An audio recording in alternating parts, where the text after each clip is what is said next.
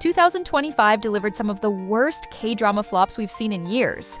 And shockingly, even A-listers like Lee Dong-wook, Park Hyung-sik, and Lee Min-ho weren't spared. Big budgets, stacked casts, massive hype, and yet some of these dramas still crashed harder than anyone expected. So, which K-dramas ended up becoming the biggest disappointments of 2025? And more importantly, what went wrong? Let's talk about it. First up, Kick, Kick, Kick, Kick, the so-called seasonal sitcom that somehow made accidental history by hitting a literal 0% viewership. And yes, I know, you probably haven't even heard of it, because neither had I. But it had to be included, if only for the sheer audacity of a KBS 2 drama crashing this hard. Marketed as an ambitious revival of the Korean sitcom era, it promised fresh laughs, industry satire, and a nostalgic return to the chaotic, family-friendly comedies of the past. The premise sounded solid.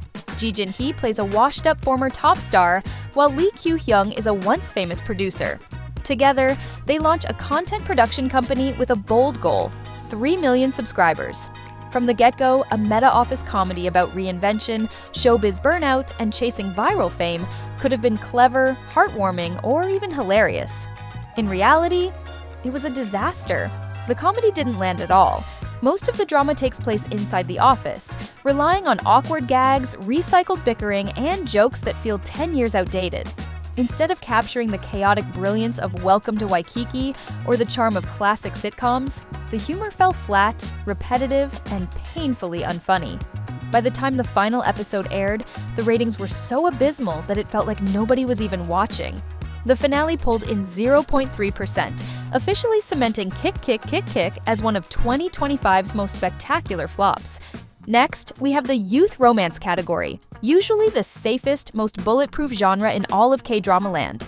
Historically, even when everything else collapses, the campus romance survives. It's cute, it's comforting, it's easy. But this year, youth romance said, "Let me surprise you in the worst way possible." Let's start with Crushology 101, the campus romance that somehow failed to make anyone's heart flutter. The story follows Ban Hee-jong, played by Ro Jong-yu, who swears off average-looking men after the most humiliating breakup of her life. She adopts a new rule: visuals only. And like clockwork, 4 handsome male leads, including Lee Chae-min and Jo Joon-young, suddenly start orbiting her like it's a reverse harem fantasy coming alive. It had the kind of plot that usually pulls people in. The premise was fun, the tone was breezy, and the cast was made up of some of the most promising young actors right now. But the moment it aired, the cracks showed. It had all the tropes you'd expect in a youth romance, yet somehow none of the magic. The chemistry felt stiff, the love lines were painfully predictable, and even the flirting scenes lacked energy. Viewers kept waiting for that one moment that would finally pull them in, but it never arrived. Ratings slipped every week until the finale hit 0.8%, cementing its position as one of the first youth romance flops of 2025. Now, let's move on to Spring of Youth, the coming-of-age drama that, ironically, never truly came of age. The setup actually had promise. Sejay, played by Hae-jun, is a former idol trying to rebuild his life at Hany University. There, he meets Kim Bom, played by Park Ji-woo, a gifted musician with a heavy past. Together with their classmates, they form a band, and the series attempts to explore healing, ambition, and connection through music. But execution-wise, it struggled from the very beginning. The pacing dragged, the editing felt disconnected, and scenes didn't flow with the emotional weight they were supposed to carry. The leads were individually strong, but their chemistry never found its footing. And instead of carving out a fresh perspective, the story leaned heavily on familiar youth drama cliches. It ended up feeling safe, predictable, and unable to stand out in an already crowded genre. The finale landed at 1% nationwide, just barely higher than the previous episode's 0.9%, placing it squarely among this year's underperformers. So, what went wrong? Because it definitely wasn't the cast. These actors are coming off genuinely impressive successes this year. Lee Chae-min shined in Bon Appetit, Your Majesty. Ro Jong-eui won over fans with The Witch. Jo Joon-young and Park Ji-woo are part of Spirit Fingers, which is literally dominating right now. The talent was there, the potential was there, the audience interest was there. The truth is simple. Chemistry and energy can't be forced. Even with a star-studded lineup, the writing and directing need to give the actors room to breathe, connect, and build relationships we can believe in. In both Crushology 101 and Spring of Youth, the cast wasn't the issue. The dynamics around them were. The stories never pushed far enough, the emotional beats didn't land, and the romances lacked the spark viewers now expect from a modern youth K-drama. These shows didn't flop because youth romance is dying. They flopped because the industry still thinks the genre is safe. But in 2025, playing it safe isn't safe. It's the fastest route to becoming forgettable. Now, let's move into the category that genuinely stunned everyone. The dramas with A-list casts. The big names, the heavy hitters, the "there's no way this can fail" lineup, and yet somehow, they absolutely did. And what's even crazier? We have several of them, so buckle up. First up, Tastefully Yours, a drama that should have been a warm, comforting blend of food, romance, and emotional healing, but instead served viewers something bland, lukewarm, and, frankly speaking, forgettable. The story follows Han Byung-woo, played by Kang Ha-neul, an executive at a major food company who, ironically, couldn't care less about food. He crosses paths with Mo Yeon-jo, played by Go Min-si, a passionate chef running a small restaurant in Gyeongju. He's tasked with securing her recipes, they bicker, they clash, they slowly bond, and eventually, yes, the romance kicks in. This looked like the kind of show that couldn't fail. A foodie love story starring Kang Ha-neul and Go Min-si. That should have been a guaranteed hit, but Tastefully Yours just didn't land. Despite genuinely strong performances from both leads, the drama struggled to break an average 3% rating in Korea. International audiences on Netflix were a bit more forgiving thanks to the cozy visuals and food shots, but Korean viewers weren't buying it. And the reason? It's simple. The show built up so much early promise, only to fizzle out fast. And this was a 10-episode drama, meaning it should have been tight, focused, and punchy. Instead, the pacing dragged, the story wandered, and entire subplots felt like filler. Scenes that did nothing for the romance, the characters, or the emotional stakes. What really frustrated viewers was how wasted the cast felt. Kang Ha-neul is known for delivering quiet vulnerability and emotional depth, but the script gave him nothing meaningful to explore. Go Min-si is perfect for slow-burn chemistry and grounded warmth, but her character was painfully underwritten. A drama centered on food shouldn't feel this flavorless. And yet, here we are. Now let's talk 12. Easily one of the biggest shocks on this entire flop list, and honestly one of the most disappointing. This was supposed to be surefire blockbuster. The cast alone looked unstoppable. Ma Dong-seok, the international action icon, Park Hyung-sik, finally stepping into a long-awaited villain role, Seo In-guk, the king of emotional, morally gray characters, Sung Dong-il, the reliable veteran, and Lee Ju-bin, one of the year's hottest rising stars. Couple that with a Disney Plus premiere, a platform that rarely misses when it comes to global K-drama releases, and expectations couldn't have been higher. And the premise? It had real weight. 12 positioned itself as Korea's answer to a prestige-level superhero series. A grounded, gritty story about 12 individuals who gain extraordinary abilities after a catastrophic incident. It promised a mix of emotional depth, political intrigue, moral questions, media chaos, and high-stakes action. It had the markings of a breakout hit. But the execution is where everything fell apart. Instead of building tension, the plot dragged through disconnected storylines that never clicked. The pacing was sluggish, the tone was uneven, and the drama tried to stuff too many genres into one package: superhero action, political thriller, psychological study, crime drama, without fully committing to any of them. What could have been a rich ensemble narrative ended up feeling scattered and unfocused. Fans across forums are saying the same thing. This drama had everything needed to succeed, which makes its failure even more frustrating. The cast unfortunately paid the price. Ma Dong-seok's action scenes lacked impact. Seo In-guk's character, who could have anchored the emotional core, wasn't developed enough. And Park Hyung-sik's villain debut, something everyone was excited for, never reached its full potential because the script simply didn't push him far enough. Even the big Season 2 teaser, meant to leave viewers wanting more, failed to generate excitement. People weren't invested anymore, and the numbers confirm it. 12 closed in the low 2% range. A shocking result for a drama with this level of star power, budget, and platform support.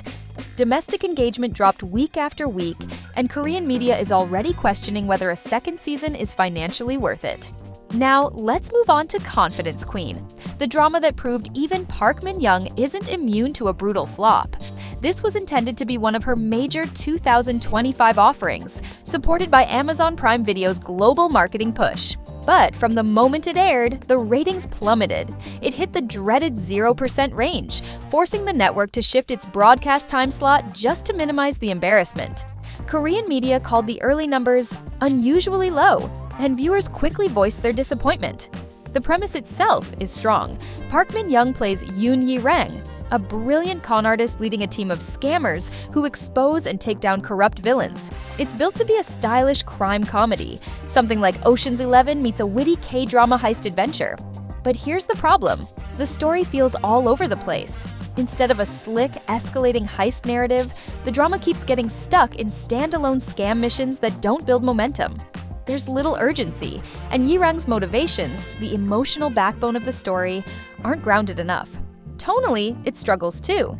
It tries to be comedic, clever, action-packed, and emotional all at once. But the balance is off. Scenes that should feel sharp or stylish often come off gimmicky instead.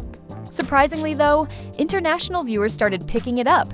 As it trended quietly on Prime Video, Korean ratings inched upward. Not enough to save the drama, but enough to show it wasn't completely doomed, just completely mismatched with domestic tastes. Still, there's no denying the reality. Confidence Queen stands as one of 2025's most notable flops, marked by a 0% plunge, a time slot reshuffle, and a narrative that never lived up to its own potential, despite Park Min-young's best efforts. Next, let's talk about our movie. It flopped so hard, Nam Gung-min himself had to go on Instagram to address it. Yes, the star of My Dearest, a drama that almost always guarantees a hit, watched his highly anticipated romance tank in Korea. From the moment it was announced, expectations were sky high. A polished production, an emotionally rich story about grief, healing, and finding meaning through filmmaking, and a lead actor who rarely misses. Early previews even called it a potential masterpiece.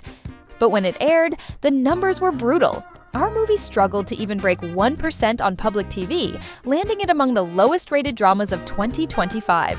The drop was so shocking that Nam Gung-min posted a screenshot of an article on Instagram, responding in a way that was both warm and direct. Instead of ignoring the criticism, he thanked the writer for actually watching the show and reassured fans he still believed in the story. He even urged viewers to stick around until episode 5, promising to take responsibility if it didn't pick up. So, what went wrong? The biggest issue was tone and pacing. Critics praised the drama's artistry and emotional depth, but general audiences found it slow, heavy, and overly contemplative. Long monologues, quiet reflective scenes, and metaphor-driven storytelling looked beautiful on paper, but failed to keep viewers engaged. For a story about healing through art, the execution felt abstract, almost like an indie film stretched into a full-length drama. Many viewers reported feeling disconnected from the characters, as symbolism came at the expense of emotional connection. Here's the twist. Despite the domestic flop, critics still call our movie a hidden gem, a drama that could be appreciated internationally or years down the line when people look past the ratings. But in Korea, it's undeniably one of 2025's most shocking and heartbreaking flops.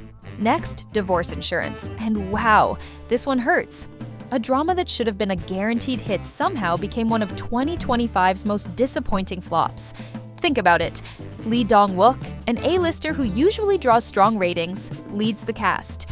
Lee Joo-bin, a rising star with a growing fan base. Lee Kwang-soo, the beloved comedic presence. And Lee Da-hee, known for grounded, memorable performances. These actors are proven crowd pullers, and yet the drama barely made a mark. The premise sounded clever and original, a company offering divorce insurance, policies that financially protect couples if their marriage collapses. Lee Dong-wook plays No Ki-jun, a thrice-divorced insurance actuary. Lee Joo-bin is Kang Han-dul, an underwriter who joins his team after filing for divorce. Lee Kwang-soo is the cautious best friend of An Jong-man, and Lee Da-hee, the calculating Jeon Narai. As an idea, it made perfect sense, but the delivery completely faltered. Instead of a smart, witty rom-com or sharp satire, the drama stumbled at nearly every turn. The pacing dragged, Some episodes felt stretched just to fill time, and the tone wobbled between melodrama, comedy, and social commentary without ever landing. Storylines that should have been engaging fell flat, character development was inconsistent. And even with this all-star cast, the humor felt forced, romantic chemistry fizzled, and emotional beats didn't land. Fans expecting clever satire or heartfelt romance were left frustrated, and the numbers told the same story. The penultimate episode recorded just 0.9% nationwide, cementing its place as one of the network's lowest-rated series in years. Even Lee Dong-wook's comeback couldn't save it, and streaming platforms like TVing in Korea and Amazon Prime Video internationally did little to boost viewership. Despite an original, intriguing premise and a cast full of talent, Divorce Insurance ended up as one of 2025's most painfully underwhelming releases. Last, and I know you already know this would be here, When the Stars Gossip, the 50 billion won space romance that proved even A-listers aren't magic anymore. This drama had everything stacked in its favor.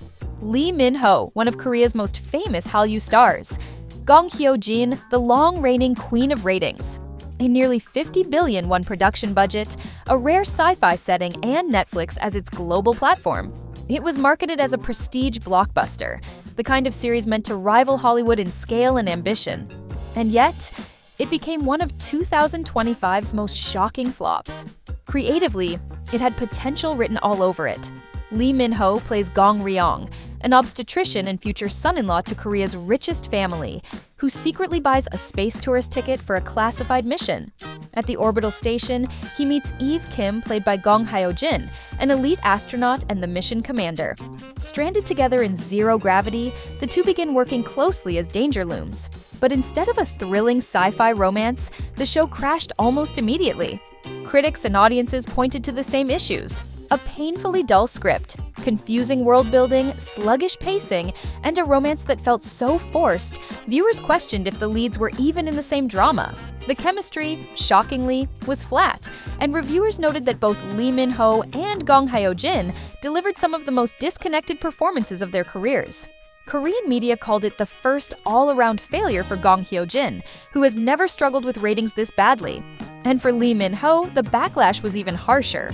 Despite his name and the massive budget, the drama's viewership kept nosediving, eventually settling at a 2.55% finale rating.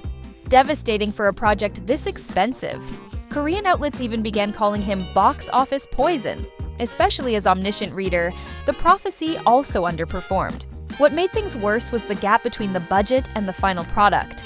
With 50 billion won behind it, viewers expected cinematic visuals, tight pacing, and a genre-blending story that would push K-dramas into new territory. Instead, When the Stars Gossip delivered repetitive scenes, awkward dialogue, and world-building that critics described as expensive but empty. Despite Netflix's global reach, international buzz wasn't enough to save it. The show's domestic reviews were overwhelmingly negative, and online discussion dwindled week by week. In the end, When the Stars Gossip stands as one of the most infamous failures of 2025. A harsh reminder that even the biggest stars, biggest budgets, and biggest platforms can't rescue a drama if the story just isn't there. And that wraps up our list. Honestly, it even pains me to make this video because I, like many of you, was excited for these releases. But looking at these dramas, it's clear. Even A-list star power or recycled tropes can't save a show without innovation. K-drama viewers are savvier than ever. They want fresh stories, smarter writing, and characters who feel real, not formulaic. They crave twists that surprise, relationships that spark, and worlds that feel alive, not just familiar faces on autopilot. The 2025 flops prove a brutal truth. No matter the budget or how famous the cast, a drama that plays it safe, underestimates its audience, or skips creative risks will get called out, and more importantly, left behind. Hype only gets you so far. Substance is what keeps viewers coming back. Did you watch any of these dramas? Do you agree with our list? Or is there a flop we completely missed? Drop your thoughts in the comments. I want to hear your takes. And while we're talking flops, click on this video to see which K-drama actors have been stuck in a streak of underwhelming projects.